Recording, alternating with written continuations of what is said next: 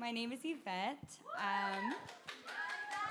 I just graduated back at the end of June. I will be taking my test next Monday, so lots of studying this week.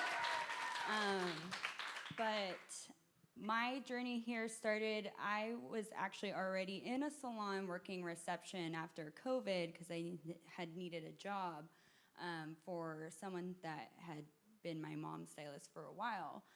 Working there, watching all the stylists there work, and I was just wanting that. I was seeing that every day, and I wanted to be on that side.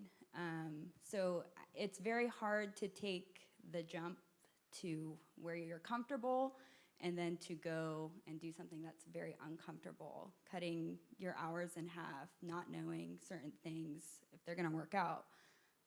But I do just say anybody who is wanting or thinking about making that jump, definitely do it. The staff here and everybody here has been so supportive, always there to lend a helping hand, no matter what you ask. You know, it's not a dumb question. Like, they're here for you both on your personal side and on, you know, actual school side. But yeah, I just want to thank all the staff and my friends and colleagues that helped me through every day.